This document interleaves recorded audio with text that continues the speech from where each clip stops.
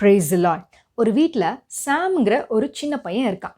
அந்த பையனுக்கு ஷேரிங், மற்றவங்களுக்கு தன்னோட பொருளை கொடுக்கணும், உதவி செய்யணும், இறக்கம் காட்டணும் அப்படின்றது பிடிக்கவே பிடிக்காத ஒரு விஷயம். ரொம்ப செல்ஃப் சென்டர்டாக, செல்ஃபிஷ் நேச்சரோட தான் அவன் வளர்ந்து வருகிறான். அவனுடைய சுபாவத்தை மாற்றணும்னு சொல்லி அவனோட பெற்றோரும் எவ்வளவோ அவனுக்கு அட்வைஸ் பண்ணுறாங்க, எடுத்து சொல்கிறாங்க. ஆனாலும் அவனுக்கு அது புரியவே இல்லை. அவன் தன்னை மாற்றிக்கொள்வதாக இல்லை. இப்படி இருக்கையில் ஒரு நாள் அவன் ஸ்கூல்லேருந்து வர்றான். வருகிற வழியில் அவனை விட ஒரு சின்ன பையன் ஒரு சேரும் சகதியுமாக இருக்கிற ஒரு சின்ன குழியில் விழுந்து அடிபட்டு கண்ணீரோடு உட்கார்ந்துருக்கிறத பார்த்த உடனே சாமுக்கு என்னவோ போல் ஆகி விடுகிறது. அதனால் அவனுக்கு எப்படியாவது உதவி செய்யணும்னு சொல்லி யோசிக்கிறான். பொதுவாக சாம் யாருக்குமே இரக்கம் காட்டுகிற ஒரு பையன் கிடையாது. ஆனால் அன்றைக்கு அவன் பார்த்த காட்சி அவனை ரொம்பவே பாதித்து விடுகிறது. அதனால் அந்த சின்ன பையனை கரத்தை பிடிச்சு தூக்கி விட்டு அவனுடைய சேரெல்லாம் கழுவி, அது மட்டும் இல்லாமல் அவனை தன்னோட சைக்கிளில் உட்கார வச்சு அவனுடைய வீடு எங்கே இருக்குன்னு தேடி கண்டுபிடிச்சி அந்த சின்ன பையனை கொண்டு போய் அவங்க வீட்டில் ட்ராப் பண்ணிவிட்டு அதுக்கப்புறமா அவன் வீட்டுக்கு போகிறான். சாம் வீட்டுக்கு போய் கொஞ்ச நேரத்திலே அந்த சின்ன பையனுடைய அப்பா அம்மா சாமுடைய வீட்டை தேடி கண்டுபிடிச்சி வர்றாங்க. வந்து சாமுடைய பெற்றோர்கிட்ட நடந்ததையெல்லாம் சொல்கிறாங்க. சாமை மனதார அவங்க ஆசிர்வதிக்கிறாங்க. அந்த ஆசீர்வாதத்தை கேட்ட உடனேயே சாமுக்கு ரொம்பவே சந்தோஷமாகி விடுகிறது.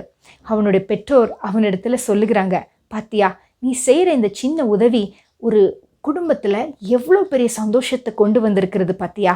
நீ தொடர்ந்து இதே மாதிரி உன்னுடைய வாழ்க்கையில் உன்னால் முடிஞ்ச உதவியை மற்றவங்களுக்கு நீ செய்யும் பொழுது, உனக்கு உள்ளதை மற்றவங்களுக்கு பகிர்ந்து கொடுக்கும் பொழுது தான் உண்மையான சந்தோஷம் உனக்கு கிடைக்கும். அதனால் தயவு செய்து இனிமேலாவது உன்னுடைய சுபாவத்தை மாற்றிக்கொள்ள வேண்டும் என்று எடுத்து சொல்லுகிறார்கள். அதை கேட்ட உடனே அவனுக்கு ரொம்ப தெளிவாக அன்றைக்கு தான் அது புரிகிறது. அன்றிலிருந்து அவனுடைய சுபாவத்தை அவன் மாற்றிக்கொண்டு ரொம்பவே இரக்க குணமுள்ளவனாக அவன் மாறிவிடுகிறான். நம்ம பலரும் கூட பல நேரங்களில் மற்றவங்களுக்கு உதவி செய்யணும்னா ரொம்ப ரொம்ப யோசிக்கிறவங்களாகத்தான் இருக்கிறோம். ஆனால் ஆண்டவராகிய தேவன் நமக்கு என்ன கற்றுக் கொடுத்திருக்கிறார்?